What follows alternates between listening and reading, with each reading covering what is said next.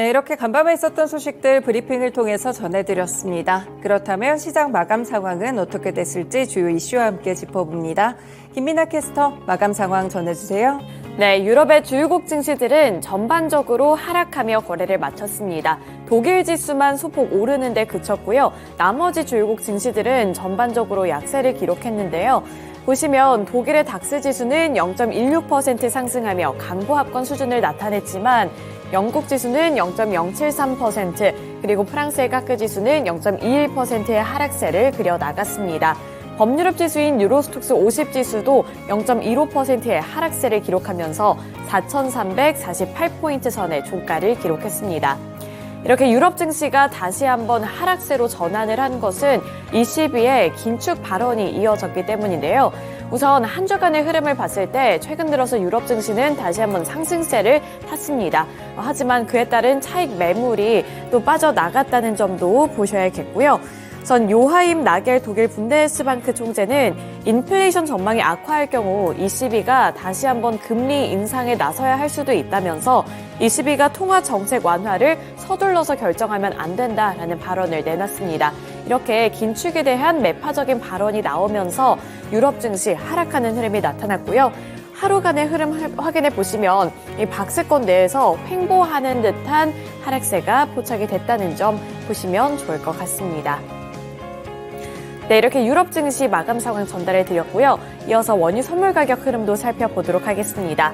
원유 선물 가격 다시 한번 급등해 줬습니다. 2% 넘는 강세를 기록했고요. 2.28% 상승한 76.57달러의 종가를 기록했습니다. 막판에 가서 더 탄력적인 움직임이 나타났는데요. 이렇게 갑자기 급등한 것은 여러 가지 이유가 있었는데 우선은 오펙 플러스의 감사한 우려가 지속되고 있다는 점 눈여겨보셔야겠는데요. 30일에 오펙 플러스 회의가 개최가 됩니다. 여기서 산유국들의 의견이 나타나고는 있습니다만 이 사우디아라비아는 이를 100만 배럴의 감산을 지속할 것으로 전망이 되고 있습니다. 또 주요 산유국인 이 카자흐스탄에서 폭풍이 발생을 했고요. 따라서 원유 생산 시설의 56%가 가동을 중단한 것도 이렇게 원유 공급에 차질이 생길 수도 있겠다라는 우려감을 더 키우면서 원유 가격 막판에 급등해주는 모습이 나타났습니다. 이에 따라서 2%대 강세로 거래를 마쳤습니다. 네, 이렇게 원유 선물 가격 흐름과 유럽 증시 마감 상황 전달해 드렸는데요. 이어서 미국 증시는 어떻게 마감 지었을지 SH인베스트먼트 김선영 연구원 통해서 들어보겠습니다. 네, 연구원님 안녕하세요. 네, 안녕하십니까? 네, 지난밤 뉴욕 증시 분위기는 어땠을까요? 예, 연준의 금리 인상이 중단될 것이라는 기대감이 높아지면서 오늘 뉴욕 증시는 3대 지수가 모두 0.1에서 0.2%의 소폭 상승으로 거래를 마쳤습니다. 증권사 도이치뱅크와 BMO 캐피탈이 내년 S&P 500 지수가 현재보다 약 11% 이상 상승해 사상 최고를 경신할 것이라는 전망을 내놓은 점이 투자 심리에 긍정적으로 작용했고, 민간 경제기관인 컨퍼런스 보드의 11월 미국 소비자 신뢰지수가 15개월 만에 최저치였던 10월의 99.1에서 지난달 102로 상승한 점도 호재로 반영이 되었는데요. 이것은 시장 예상치였던 101을 상회한 수치로 미국 소비자들은 여전히 인플레이션이 가져온 높은 금리가 경제를 둔화시킬 수 있다는 것으로 예상하고 있는 것으로 나타나고 있습니다. 오늘 특징 종목들을 보면 증권사 RBC 캐피탈이 2024년 매출 증가가 예상된다며 투자 의견을 시장 수익률 상회로 높이고 목표 주가를 기존의 200에서 275달러로 상향 제시한 데 따라 보잉이 1.4% 상승하면서 오늘 다우지수의 상승을 주도했으며, 오는 목요일부터 S&P 소형주 600 지수에 편입된다는 소식으로 약 4천억 달러 규모의 자금을 운용하는 워싱턴 DC에 본사를 두고 있는 사모펀드 업체 칼라일 그룹은 4.9%의 급등세를 보였으며, 업종별로는 유틸리티, 부동산, 에너지, 필수 소비재, 소매업종 등이 상승했던 반면 헬스케어, 건설, 방산업종이 하락했고, 벤치마크인 10년 만기 국채금리는 전일 대비 하락한 4.336%, 달러 인덱스는 금리 인상 중단 기대감이 높아지면서 0.3% 하락하며 최근 3개월 내 최저치로 밀렸던 반면 국제 금 가격은 온스당 1.4%가 상승해 10월 말 이후 최고인 온스당 2,060달러 선에서 거래를 마쳤습니다. 크리스토퍼 월러 미국 연준 이사가 최근 경제 둔화 조짐이 있으며 이에 따라 현재 정책이 인플레이션을 중앙은행 목표인 2%까지 낮출 수 있는 좋은 위치에 있다면서 추가 금리 인상이 불필요할 수 있다는 입장을 밝혔습니다. 그는 금리를 결정하는 FOMC 위원으로 연준 내부에서도 매파적인 구성원으로 꼽히면서 긴축적인 정책과 높은 금리를 선호하고 있는데요. 그는 연설을 통해 연준이 현재 보유하고 있는 데이터가 소매 판매, 노동시장, 제조업 등 4분기 경제활동이 둔화되는 초기 징후를 보이는데 고무됐다면서 하지만 인플레이션이 여전히 높아 경기 둔화세가 지속될지 말하기에 너무 이르다고 했습니다. FOMC의 다음 회의는 12월 12일에서 13일로 예정돼 있으며 시장에서는 연준이 금리를 올리지 않을 것으로 예상하고 있지만 연준의 많은 인사들은 인플레이션에 대한 경계심을 유지하고 옵션을 열어두는 것이 중요하다고 강조하는 상황입니다. 미국 소비자들이 어제 사이버 먼데이에 전년 대비 9.6%가 늘어난 사상 최대인 124억 달러를 지출했다고 어도비 애널리틱스가 밝혔습니다. 사이버 먼데이는 추수감사절 쇼핑 시즌에 소매업체 최대 할인 잔치인 블랙 프라이데이에 이어 기업들이 전자상거래 마켓에서도 흐름을 이어가기 위해 만들어낸 온라인 쇼핑의 최대 할인일로 높은 이자율과 인플레이션에도 불구하고 미국 소비자들이 여전히 상대적으로 회복력이 있다는 신호라는 분석인데요. 어도비 측은 많은 소비자들이 지금 구매, 나중에 결제하는 옵션을 사용해 월요일에 온라인 지출에서 9억 4천만 달러어치를 사들였다면서 이는 전년보다 약 42.5%가 증가한 수치라며 전문가들은 재정적으로 취약한 소비자들의 지출은 경제의 위험 요소가 될 수 있다고 지적하고 있습니다. 환경이나 인체 내에서 거의 분해가 되지 않아 이른바 영원한 화학물질로 불리면서 들러붙지 않는 프라이팬과 의류 등 광범위한 소비자 제품에 활용되며 암 및 기타 질병과 관련이 있다는 연구 결과가 다소 보고된 바 있는 PFAS, 즉 과부라 화합물 관련 가장 큰 소송 중 하나인 집단 소송에서 이들의 제조업체인 3M과 듀폰이 승소했다는 소식입니다. 항소법원은 이들을 제조한 회사가 수천 개에 달하지만 이번 사건의 피고로 등재된 기업은 단 10개에 불과하다고 지적하면서 그럼에도 불구하고 원고들이 신체에서 발견된 PFAS가 이들 회사가 생산한 것인지 추적할 수 있는 증거가 부족하다면서 광범위한 불만을 제기했다고 판결하며 이들 업체에 대해서는 원고들의 불만을 합의로 해결하도록 법적 압력을 가했습니다. 오하이오주 약 1180만 명의 주민 거의 전원이 참여한 이번 집단 소송은 PFAS와 관련해 3M과 듀퐁 등의 화학업체에 대해 수년간 제기된 수천 건의 집단 소송 중 가장 큰 소송 중 하나였으며 이번 결과에 대해 원고 측 변호사들은 상고 여부를 검토 중이라고 말하고 있습니다.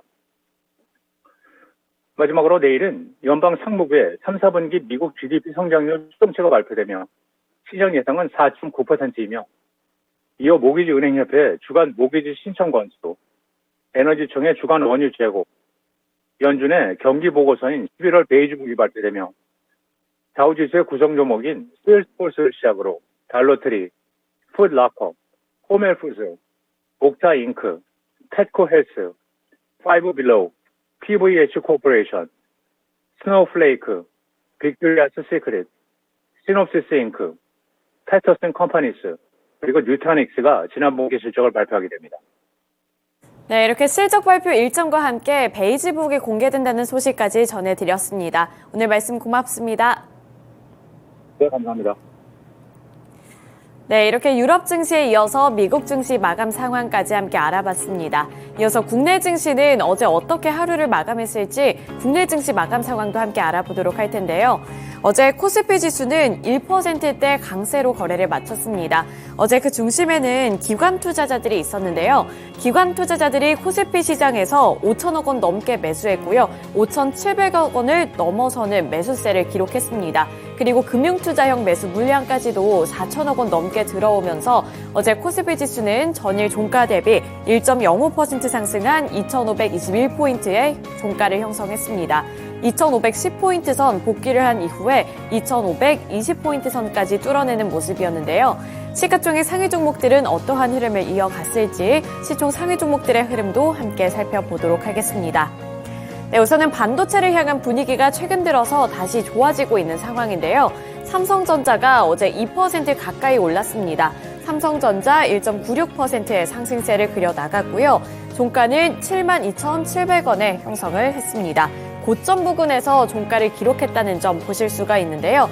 장 초반에 비해서 막판에 가면서 더 큰 상승 탄력을 받아 나갔다는 점도 확인해 보실 수가 있습니다.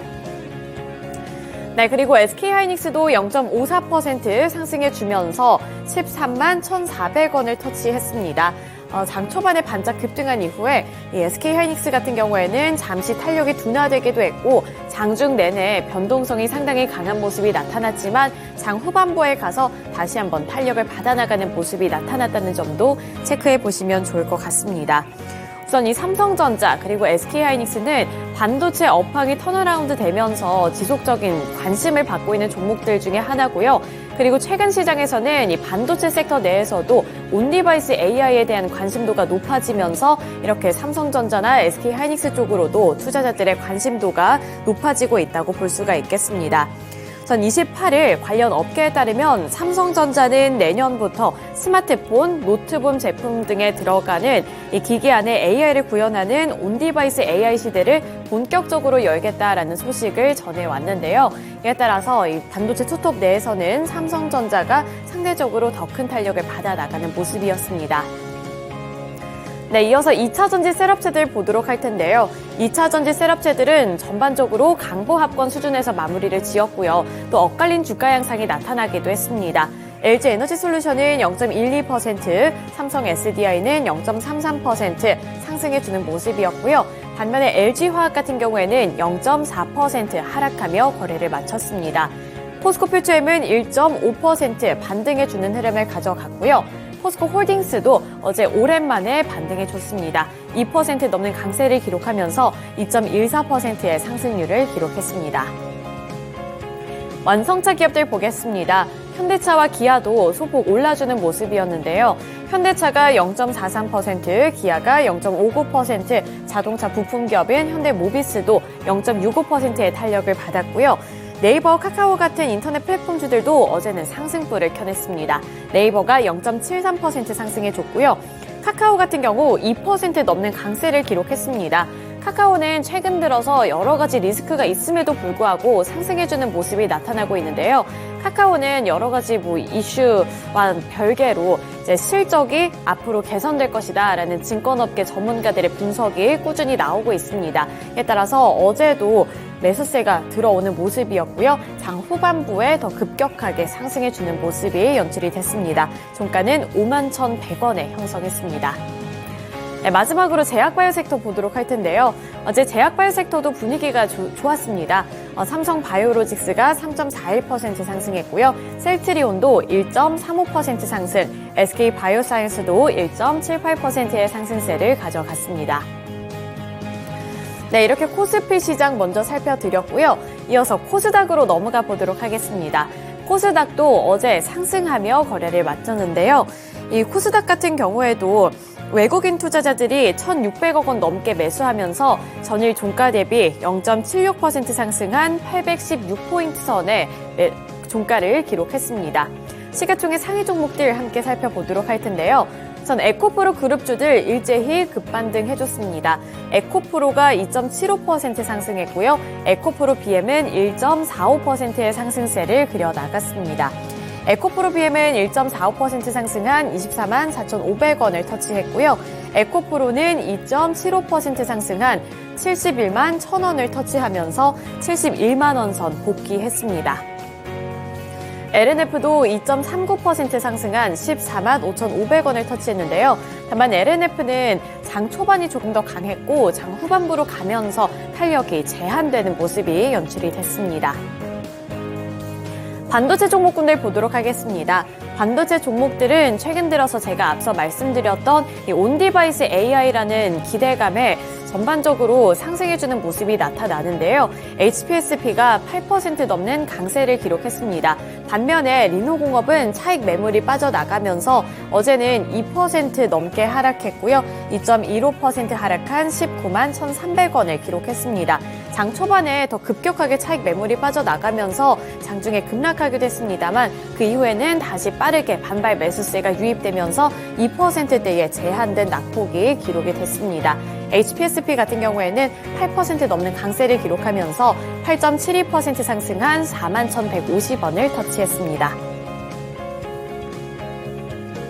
네, 그리고 이어서 로봇주들 보도록 할 텐데요. 로봇주들은 특징주에 넘어가서 더 자세하게 보도록 하겠지만 어제 대장주격인 레인보우 로보틱스가 그야말로 반등에 성공했습니다. 급반등 해주는 모습이 나타났고요. 17% 넘는 강세를 기록하면서 19만 200원을 터치했습니다. 그리고 장중 내내 상승 탄력을 더 받아나가는 모습이었다는 점도 보시면 좋을 것 같고요. 제약바이오 섹터 보시면 셀트리온 그룹주들 어제 또 상승해주는 흐름을 가져갔는데 셀트리온 헬스케어가 1.68%의 상승률을 기록했습니다. 포스코 그룹주들도 전반적으로 상승해준 가운데 포스코 DX가 3.05% 올랐고요. 그리고 이제 제약바이오 섹터에서 알테오젠이 8% 넘는 상승률을 기록했는데 알테오젠은 8.07% 상승한 79,000원의 종가를 기록했습니다. 엔터주들은 아직 상황이 녹록치는 않습니다. JYP 엔터테인먼트가 1.14%, SM이 1.01% 하락하며 마감 지었습니다. 네, 이렇게 코스피와 코스닥에서 시총 상위 종목들의 흐름 살펴드렸는데요. 이어서 전일장 어떠한 특징주들이 있었는지 특징주들도 함께 살펴보도록 하겠습니다. 네, 우선 첫 번째 특징주로는 조선주들 보도록 할 텐데요.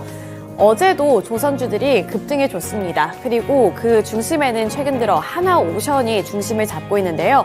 하나오션이 어제 9.42% 상승했고요. 9.42% 오른 25,550원의 종가를 형성했습니다. 그 외에도 삼성중공업이 4.08% 올랐고요. HD한국조선해양도 1.89%의 상승세를 그려나갔습니다. 우선 하나오션을 가장 눈여겨보셔야 될 것 같은데요. 이 하나오션이 동종사 대비 낮은 수주 목표 달성률에도 우려하지 않고 있습니다.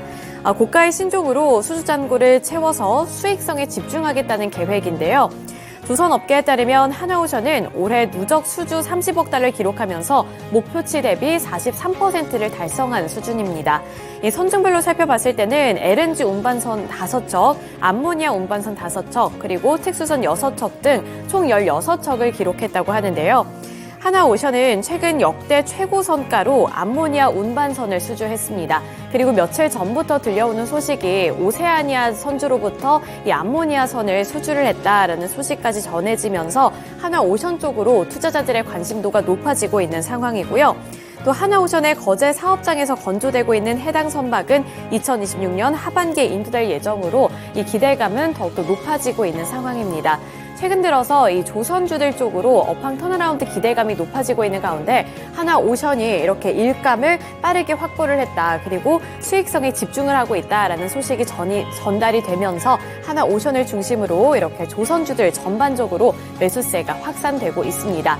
그리고 조선주들 쪽으로 관심도가 높아지고 투자 심리가 개선되면서 조선 기자재 쪽으로도 매수세가 유입됐는데요. 대표적인 종목으로 STX 중공업도 12% 넘게 올랐고요. 한국화분도 3.64%, 성광밴드가 2.89%의 상승률을 기록했습니다. 네, 이어서 두 번째 특징주 살펴보도록 할 텐데요. 두 번째 특징주로는 콘텐츠 관련 종목 내에서 웹툰 관련 종목들 보도록 하겠습니다. 웹툰 관련 종목들 어제 급등해주는 흐름을 가져갔고요. 대표적인 종목으로 핑거스토리가 장 초반부터 급등했습니다. 핑거스토리 18.29% 상승한 4,075원을 기록했는데요. 이렇게 웹툰 관련 종목들이 급등할 수 있었던 것은 정부 차원에서 지원을 한다라는 소식이 전달이 됐고 이에 따라서 기대감이 높아졌기 때문입니다. 유인촌 문화체육관광부 장관이 웹툰 분야에 대한 정부의 관심과 정책을 강화한다는 방침을 밝혔는데요. 유 장관은 만화, 웹툰은 IP의 원천으로 콘텐츠 산업의 새로운 성장 가능성을 열어갈 중요한 분야가 될 것이다 라고 발언을 내놨습니다. 이 웹툰 종주국의 위상과 경쟁력을 확립하기 위해 문체부가 체계적으로 지원하겠다는 점을 강조했는데요. 이에 따라서 웹툰 관련 종목들 쪽으로도 어제 매수세가 큰 폭으로 들어오는 모습이었고요. 그 대표적인 종목으로 핑거스토리가 두 자릿수대 급등세를 기록했습니다. 네, 이어서 마지막 특징주 살펴보도록 하겠습니다. 마지막 특징주는 로봇주들 살펴보도록 할 텐데요. 어제 로봇주들이 강하게 반등해줬습니다. 앞서 살펴드렸던 레인보우 로보틱스가 강세를 기록했고요. 그 외에도 SBB테크가 5.16%, SPG가 4.67% 상승하면서 전반적으로 이렇게 로봇주들 쪽으로도 매수세가 확산되는 모습이었는데요. 어제는 레인보우 로보틱스 그리고 나머지 중소형주들이 상승한 가운데 두산 로보틱스는 나름대로 잠잠한 흐름을 가져갔습니다. 이렇게 두산 로보틱스가 최근 들어서 거의 한 달 동안에 150%의 상승률을 기록하면서 이렇게 나머지 로봇주들이 키 맞추기에 들어갔다. 순환매 장세가 나타나고 있다라는 풀이도 나오고 있고요.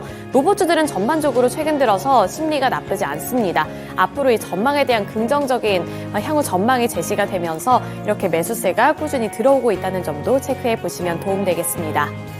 네, 이렇게 특징주들까지 함께 알아봤고요. 지금까지 글로벌 증시 마감 상황이었습니다.